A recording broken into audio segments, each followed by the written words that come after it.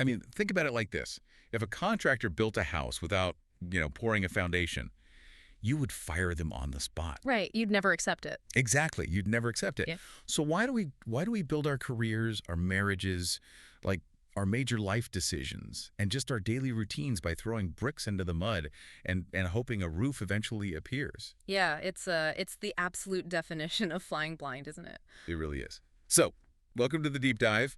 If you're that learner who is, constantly searching for a mental shortcut to cut through the noise, to find clarity and strong values in a world that feels incredibly chaotic right now, you're in the right place. Definitely. Because today we're dissecting this fascinating 17th century diagnostic tool, and it proves exactly why your life's foundation might be cracking. Yeah. And more importantly, how to pour the concrete right the first time. Right, because we tend to rush straight into action, driven by momentum or driven by panic or just the sheer speed of modern life. Oh, for sure. The speed is crazy.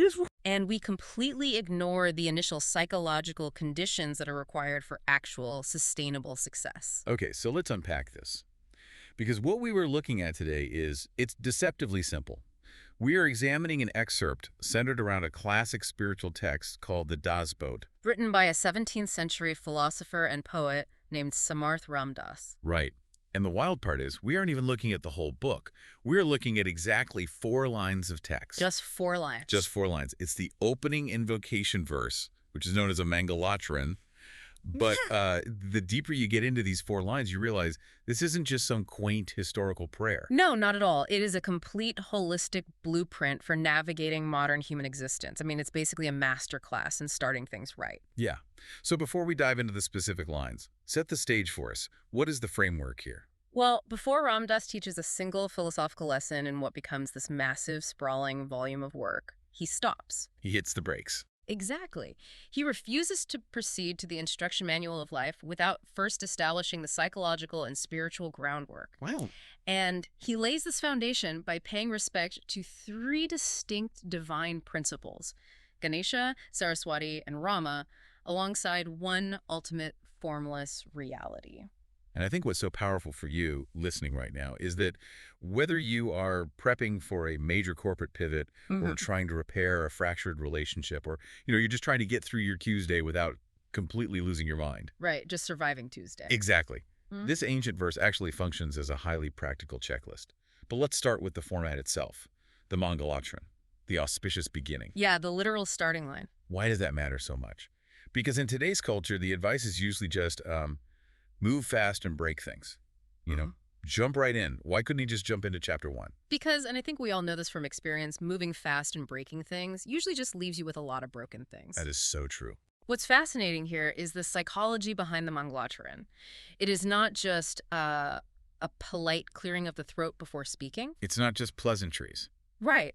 It isn't a mere formality or a table of contents. It is the deliberate, conscious establishment of a mental and spiritual state. Okay. It's an acknowledgement of a very brutal truth. And that truth is, the state of your mind at the origin of a journey irrevocably dictates the destination. Oh, I love that. Meaning like the seed dictates the tree? Exactly. If you begin a project or a conversation or a new phase of your life from a place of ego or chaos or ignorance, which we do all the time. All the time. But if you start there, the entire subsequent endeavor will be tainted by that initial chaos. I mean, you cannot plant a seed of panic and expect to harvest a crop of peace. That's a great way to put it. Yeah. So the Mangalaacharan is like the act of auditing the seed before you put it in the soil. Yes. It makes me think of an elite athlete's pre-game ritual. You watch a professional tennis player before they serve. Yeah. They don't just walk up to the baseline and violently swing the racket. No, they have a whole routine. Right. They have this incredibly meticulous routine. They bounce the ball an exact number of times. They adjust their stance. They stare at a specific point on the court. They regulate their breathing. They're essentially performing a physical Mangalaacharan. That's a really good entry point. But I'd say it's even deeper than a behavioral ritual. How so?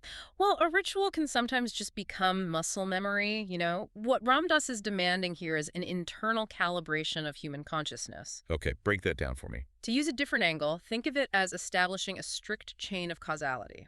In this 4-line progression, Ramdas identifies that human experience happens in a very specific sequence. A sequence. But first comes the mind, which must be governed by wisdom.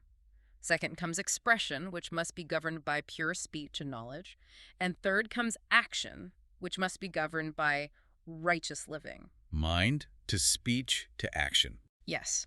You cannot possibly act righteously in the world if you do not possess the right knowledge and speak the truth. And you cannot speak right knowledge if you lack the foundational wisdom to understand it in the first place. It's a one-way street. You can't reverse engineer it. Exactly. You can't just act your way into having a wise mind. It must flow downstream. Okay, so it's a structural necessity. Let's break this down line by line then. The very first prerequisite, the absolute origin point of this flow, is clarity. Right. The first line of the verse says, and I'm quoting here, Benedis Jo ish salva gunancha. The translation is essentially, salutations to the Lord of all divine qualities and the leader of all beings, referring to Lord Ganesha. And we have to look at Ganesha here not just as a cultural or religious icon, but as a deeply potent psychological placeholder for very specific traits. Okay, what kind of traits? In this philosophical framework, Ganesha represents wisdom, intellect, discrimination, and crucially, the remover of obstacles. Remover of obstacles, okay. Ramdas is stating that every noble task must begin with wisdom and clarity of mind. Okay, the remover of obstacles part is what always trips people up, I think. Let me see if I have this right. Let's say I'm dealing with a deeply toxic dynamic at work. Okay. My boss is actively undermining me. I finally hit my breaking point and I decide I'm going to confront them. Right. So invoking Ganesha in a psychological sense means I tap into my wisdom and my strength to smash through that obstacle and tell them exactly why they are wrong. Like, it's the power to break the wall. Actually, no. Wait, really? Yeah, that is probably the most common modern misconception. And it's exactly the kind of reactionary thinking this text is trying to cure. Oh, okay. So what is it then? The removal of obstacles here isn't about bulldozing a wall once you hit it. If you're already crashing into the wall, you're too late. I'm too late. Okay, so where is the obstacle? It's internal. It is about deploying your intellect to realize the wall is there before you even start walking. In this tradition, there's a concept called viveka, which translates to discrimination or discernment.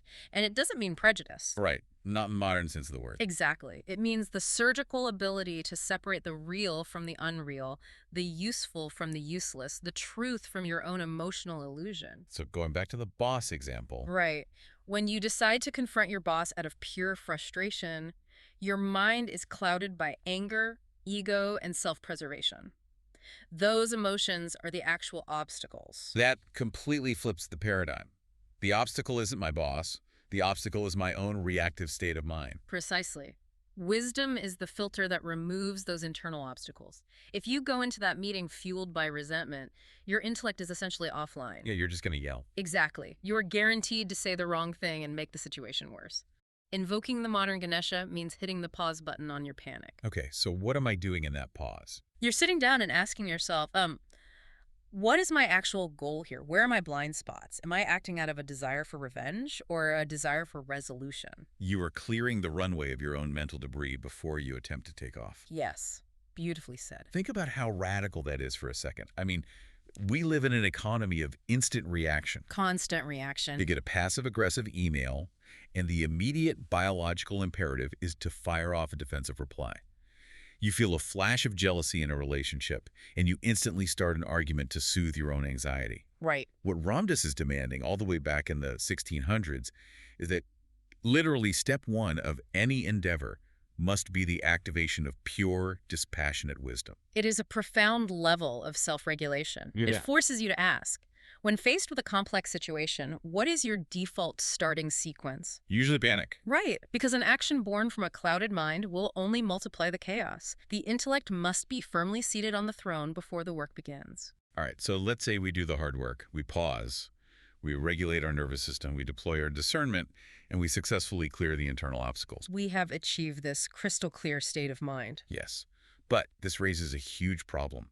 Once the mind is completely clear and empty of ego, what is it actually looking at? What is the fundamental reality that this clear mind perceives? This leads directly to the second line of the verse, and frankly, the most abstract part of this entire philosophy. It is. Ramdas moves seamlessly from the form of wisdom to the ultimate formless reality. The text reads, Mulararam to Nirgunacha, which translates to, the true origin of everything is the formless divine reality. Yes, this is the concept of Nirguna Brahman. And Nirguna Brahman is defined as being completely without form, without limits, without attributes, and yet entirely omnipresent. Yes. It is the cosmic consciousness from which the entire universe originates. And honestly, this is where you might lose me and probably a lot of people listening. I completely understand why. It's a massive conceptual leap. Right, because we just talked about something incredibly practical and grounded, like Yeah. regulating your emotions before a difficult conversation. And now, suddenly, we are floating in a formless, limitless, omnipresent cosmic consciousness. It sounds like a sudden pivot. Yeah. How does a formless cosmic nothingness help me deal with my very real, very concrete, highly stressful life? Well, it's a paradox to the human mind, absolutely. Our brains are biologically conditioned to understand things through boundaries, shapes, and defined characteristics. We like boxes? We love boxes. We only understand a beginning because there was a tangible time before it. But nirguna implies a state of pure, boundless potentiality that exists before manifestation.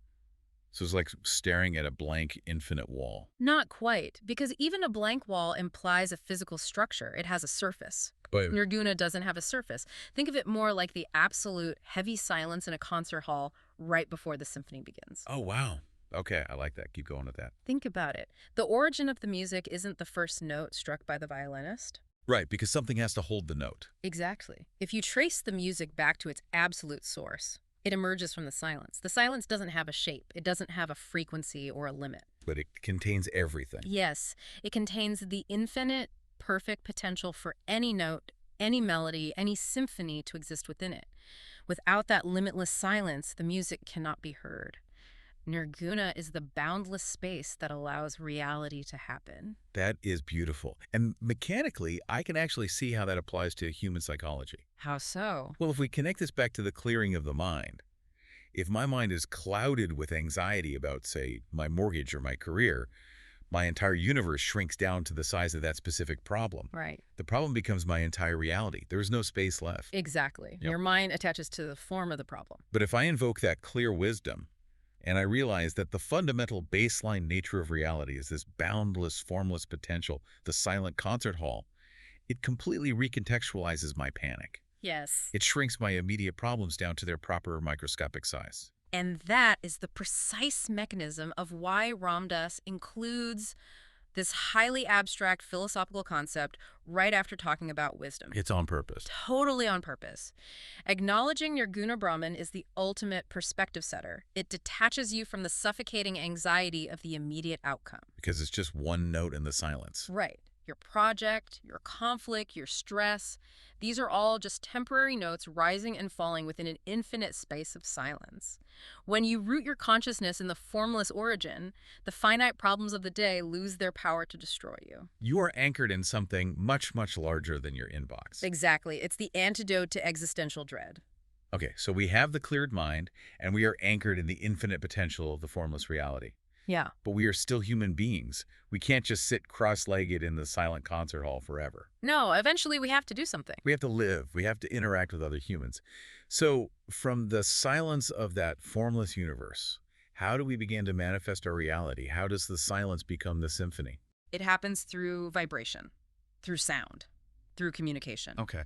Which brings us to the second divine principle and the third line of the verse, the transition from the silent origin to the spoken word. The text says, Nami Shrada Mulchat Varvacha, which means, I bow to goddess Sharada, who is Saraswati, the source of all speech.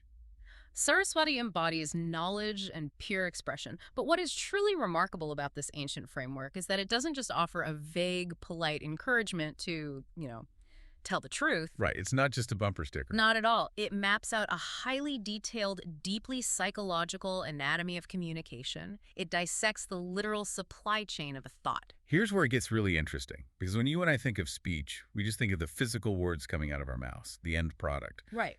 But Ramdas breaks speech down into 4 distinct sequential stages. And understanding this completely changes how you view human interaction. Let's walk through these 4 levels because it blew my mind. Absolutely. So the 4 levels are para, pashanti, madhyama, and vaikari. Let's start at the absolute bottom, the deepest root of the mind. Okay. The first level is para.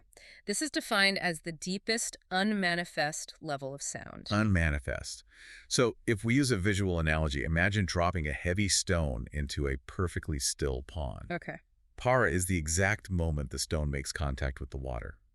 There's a massive transfer of energy, but you can't even see the wave yet. Yes. In human terms, it's the absolute seed of an idea. It hasn't taken the shape of a word.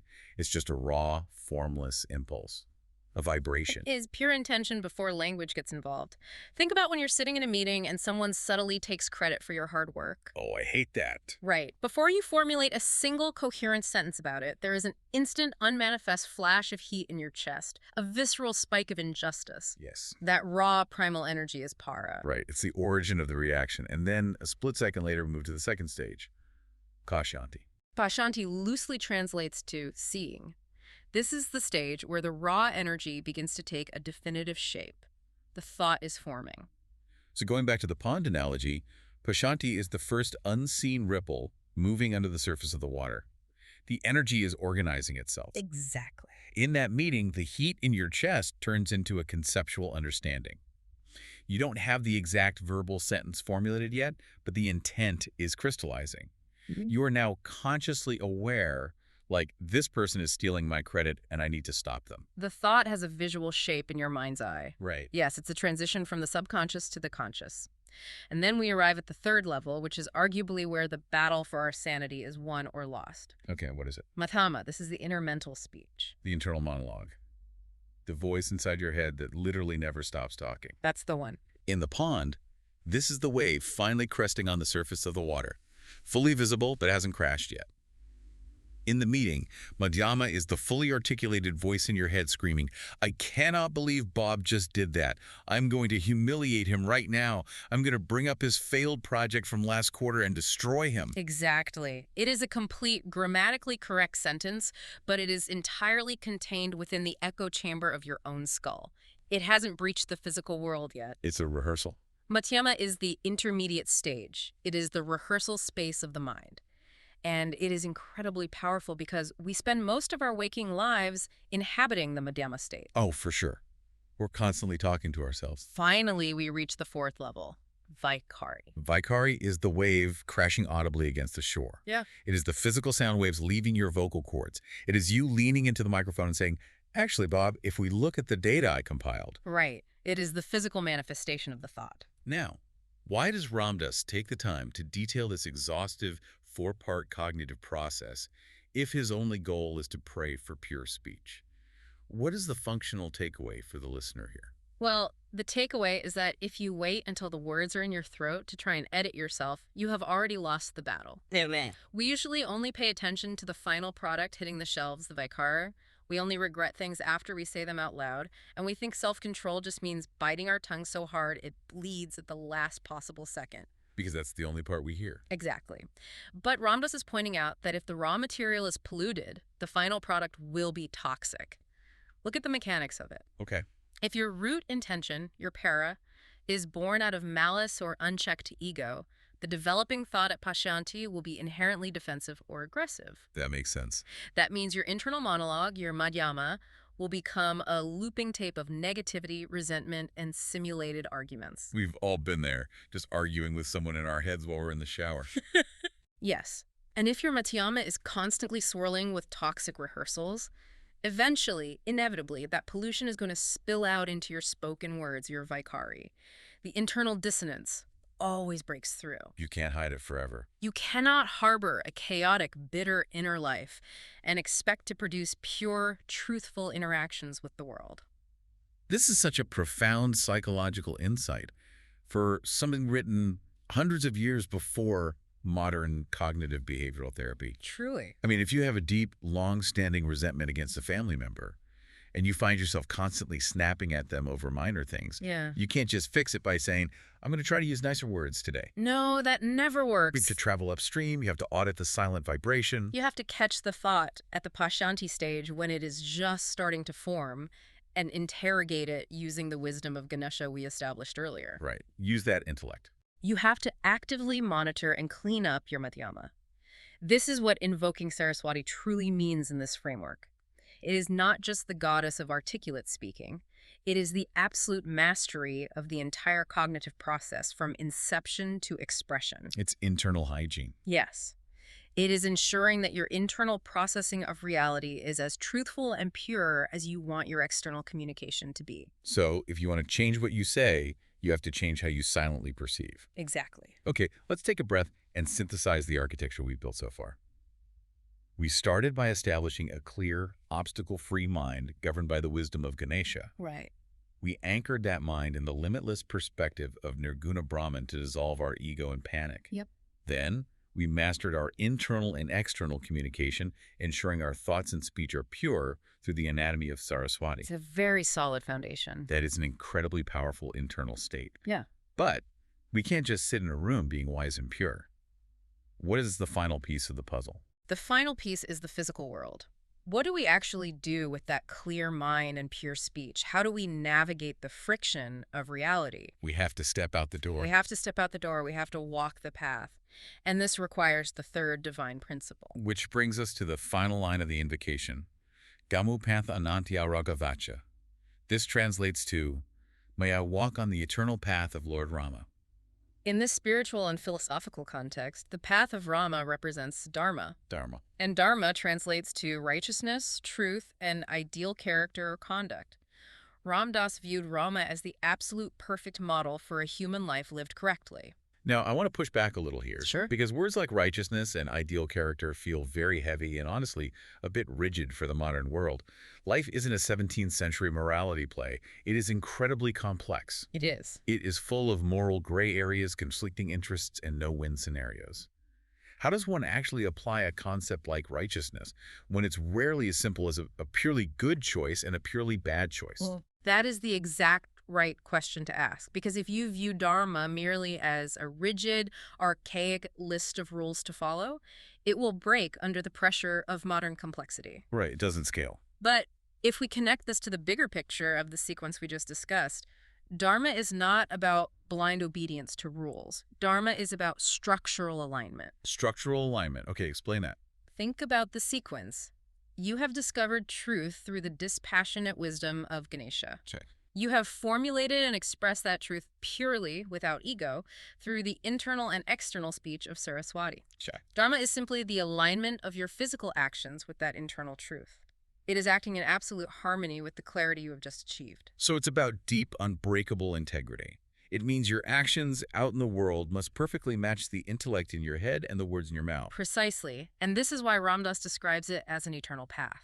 The fundamental physics of structural alignment do not change, regardless of how complex the external world becomes. The contexts change, but the structure doesn't. Exactly. The scenarios change, the technology changes, the specific corporate or social gray areas change, but the requirement for your actions to be rooted in the truth you discovered in the silence remains constant. I see. So let's look at a modern gray area. Let's say you are an executive and you discover a minor, technically legal, but highly unethical loophole your company is exploiting for profit. Okay, classic dilemma. No one else has noticed it. If you report it, it will cause a massive headache for the company, it will anger your board, and it might even stall your own career. A lot of risk. A ton of risk. The easy, pragmatic thing to do is just look the other way. The modern corporate world might even reward you for ignoring it in the name of efficiency. But the path of Rama, the path of Dharma, demands alignment. Yes, because if you invoked Ganesha, your wisdom already recognized the truth of the exploitation. Right, I know it's wrong. If you invoked Saraswati, your internal Matama has already articulated that it is wrong. If you then choose to ignore it in your actions, you break the alignment. You introduce a massive structural fracture into your own consciousness. You create cognitive dissonance. And that dissonance will eventually tear your foundation apart. Exactly. Walking the path of Rama means your conduct is deliberate, principled, and aligned with your highest wisdom, even when, and especially when, it is terribly inconvenient. That is so hard to do. It is. And this raises a vital question for anyone listening. Take a hard look at your life right now. Are your daily actions merely reactive? Most of the time, yes. Are you just bouncing off the circumstances of your environment like a pinball, making the easiest, most self-preserving choices in the moment? Or are you actively, consciously choosing a path of alignment? It is the ultimate test of the foundation we talked about at the very beginning of this deep dive. Right. I mean, a house doesn't fall down when the weather is perfectly clear and sunny. You don't know if the foundation is solid when everything is going your way. The foundation is tested when the hurricane hits. Exactly. Your dharma is tested when the world presents you with a massive, terrifying gray area and aggressively pressures you to compromise your character. And if your wisdom and your pure speech is solid, your actions will remain righteous. The house will stand. This is incredible. Let's bring all these distinct threads back together. Let's step back and look at the complete tapestry that Samarth Ramdas wove into just 4 lines of an opening prayer. It truly is a remarkable synthesis of human psychology. He outlines the core message as a combination of 3 interdependent guiding principles that form a complete spiritual and practical path. Right. We have Ganesha, representing wisdom, the clearing of internal obstacles, and the dispassionate intellect. Yes. We have Saraswati, representing knowledge, the mastery of the internal monologue, and pure expression. Yep. And we have Rama, representing righteous action, integrity, and structural alignment. It is a holy trinity of human function: mind, speech, action. And what's crucial is translating this ancient code into a modern operating system, because the physics of human nature haven't changed. Success and peace today depend on the exact same 3 essential elements: clear thinking, pure communication, strong ethics. So what does this all mean when we look at how they interact? The brilliance of Ramdas's framework is that these 3 pillars cannot exist in isolation. No, they are entirely interdependent. Think about what happens when you remove just one of the pillars. Let's say you are incredibly smart and analytical. You have the wisdom of Ganesha. Okay. And you are an articulate, highly persuasive communicator. You have the speech of Saraswati. But you completely lack ethics, integrity, and dharma. What are you? You're a manipulator. Yeah. You are a highly effective grifter. You have the tools of intellect and persuasion, but your path is corrupt. You will build an empire, but it will be an empire of exploitation. Exactly. Now, conversely, consider the archetype of someone who is deeply ethical. They desperately want to do the right thing. They care about people. They have strong values like Rama. Right. But they lack the clear, discerning thinking of Ganesha. What happened? They become the chaotic good. Oh, I know people like this. We all do.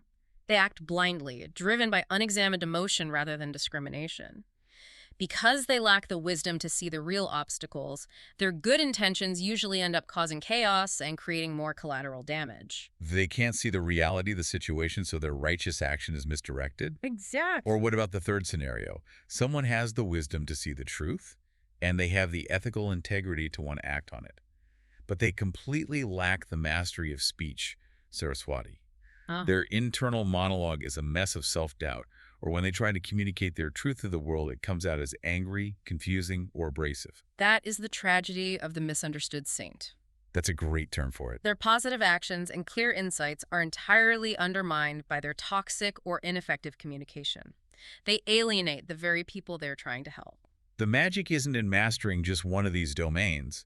The magic is in the absolute harmony of all 3. Yeah. You need the clarity to see the truth. You need the purity to express the truth.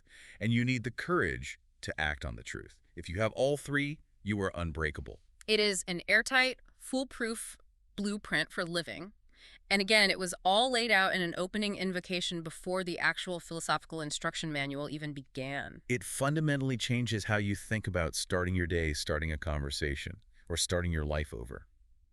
As we wrap up this deep dive, I want you, the listener, to absorb the ultimate essence of this ancient text. Treat it like a diagnostic scan for your own consciousness. Yes. Begin with wisdom. Audit your internal vibration and keep your words pure.